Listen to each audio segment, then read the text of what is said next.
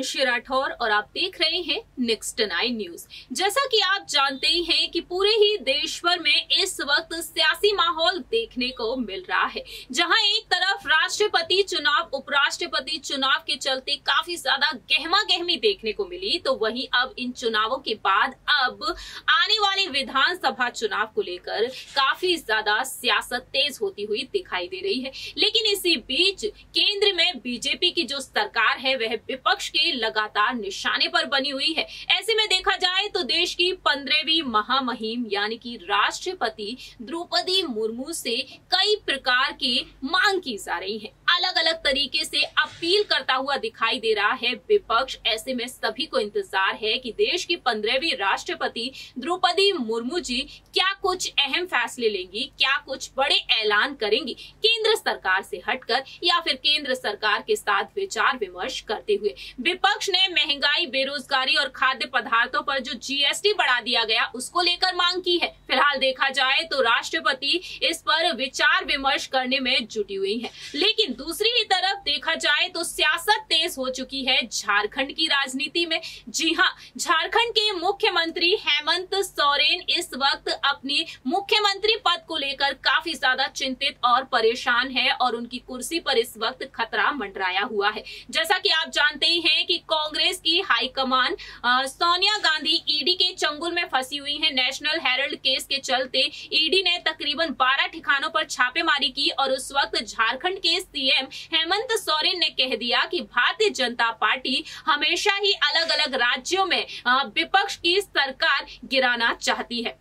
वहीं बीजेपी के अध्यक्ष जेपी नड्डा ने भी यहां पर बात कही कि क्षेत्रीय दलों को अब वह खत्म करके ही मानेंगे। लेकिन इसी बीच देखा जाए तो हेमंत सोरेन का जो मुख्यमंत्री का पद जो खतरे में पड़ा हुआ है, कुर्सी पर जो खतरा मंडरा रहा है, आखिरकार अब यहां पर हेमंत सोरेन के लिए क्या राष्ट्रपति द्रौपदी मुर्मू कोई बड़ा और अहम फैसला लेंगी? सवाल बहुत ही दिलचस्प है, सवाल बहुत ही बड़ा है, क्योंकि हम आपको बता दें हेमंत सोरेन राष्ट्रपति द्रौपदी मुर्मू के समर्थन में हमेशा ही नजर आए हैं। जैसा कि आप जानते हैं कि झारखंड की राज्यपाल रह चुकी हैं द्रौपदी मुर्मू, और जब राष्ट्रपति चुनाव हुए थे उस दौरान खुलकर समर्थन दिया था हेमंत सोरेन ने द्रौपदी मुर्मू को। ऐसे में आपको बता दें कि क्या कुछ कहा था यहाँ पर हेमंत सोरेन ने राष्ट्रपति पद के लिए जब उन्हें उम्मीदवार बनाया गया था एनडीए की तरफ से। दरअसल जानकारी के लिए आपको बता दें कि हेमंत सोरेन ने उनको बधाई संदेश भी भेजा था जब राष्ट्रपति वह चुनी गई थी।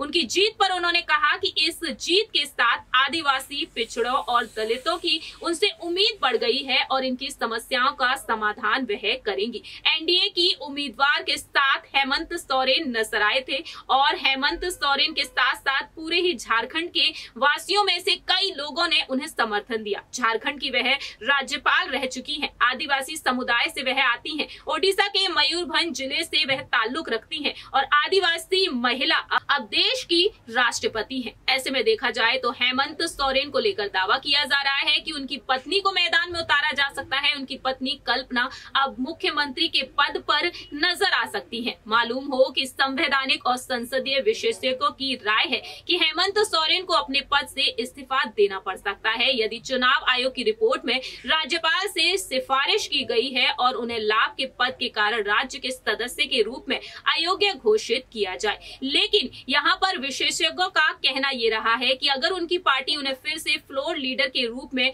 नामित कर देती है तो सीएम बनने पर कोई कानूनी रोक नहीं लग सकती। उन्हें विधानसभा से अयोग्य घोषित किया जा सकता है।